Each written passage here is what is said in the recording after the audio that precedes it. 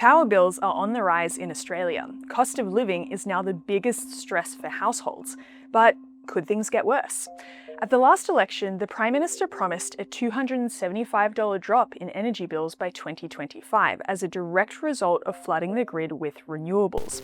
Reducing power prices by $275. By 2025, $275 a year. $275 a year. We'll get power prices down by $275 a year. Instead, power bills are surging, now an average of $1,000 more since 2020. And there are serious doubts about renewable energy working in the long term. If you look at this graph, you can see that what is most important to Australians is that their power is cheap and reliable. Almost 80% of Australians want nuclear energy to be independently reviewed by experts without political interference. And more than 2/3 of voters across the entire political spectrum are open to nuclear being a part of our energy mix. But if Australians are so open to nuclear, why is it being resisted by policymakers? The primary reason is that the energy bureaucrats, who we rely on to inform government policy with unbiased expert advice, are instead being led by government policy. The energy market operator AEMO has admitted to restricting their analysis to government policies. With these restrictions in place, they concluded that renewables with new transmission firmed with hydro, batteries and gas is the lowest cost way to supply electricity to Australian homes and businesses as coal-fired generation retires. Notice that nuclear energy is entirely absent, passed over because it doesn't align with government policy. This is not the kind of transparency we should expect from our policymakers. Nuclear power has come a long way, and we now have many success stories in other countries. South Korea and the United Arab Emirates have both recently built their nuclear plants on time and on budget. Build times for nuclear can be as short as 5 years per reactor. The recent projects that have faced delays and cost blowouts are typically new designs with only 1 or 2 reactors. If Australia moves forward with a proven design with multiple reactors per site, we can avoid costly delays.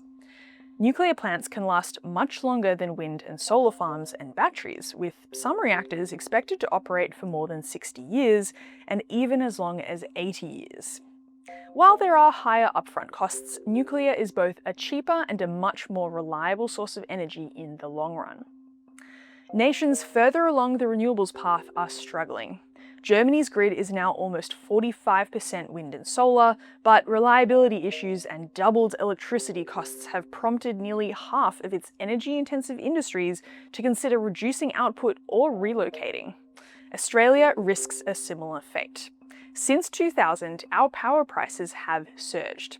As subsidies drive more renewables into the system, we're following Germany's troubled course with even higher bills ahead. So why doesn't a renewables-dominated grid work? It's simple. When the sun doesn't shine and the wind doesn't blow, there is no electricity. That means you need lots of batteries, which are expensive and wear out every 10 or so years. Then there's the need for new poles and wires, and lots of them, cutting through prime agricultural land to connect everything up.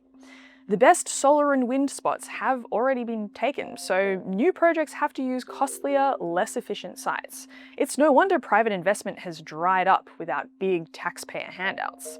Oh, and those solar panels and wind turbines? Mostly made in China, in factories powered by high-emission coal plants.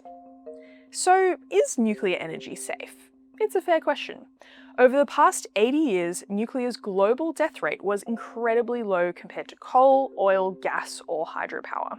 You'd get about as much radiation flying from Sydney to Canberra as you would living next to a nuclear plant for a year.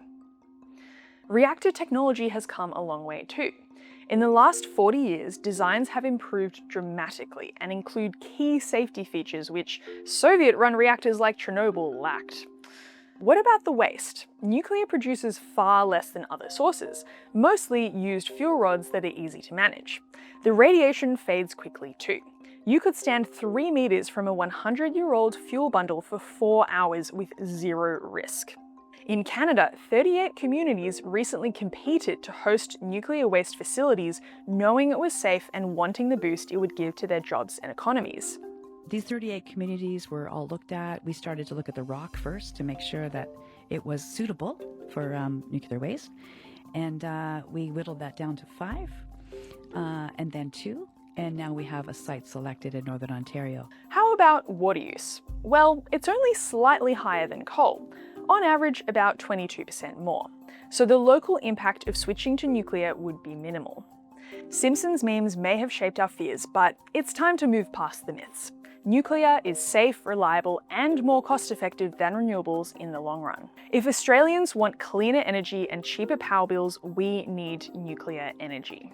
If you'd like to find out more about nuclear energy's cost, safety, environmental effects, and other important questions, head to energy.cas.org.au to read our FAQ, or visit the Centre for Independent Studies website to read the energy team's papers. I'm Zoe Hilton for John Anderson Media.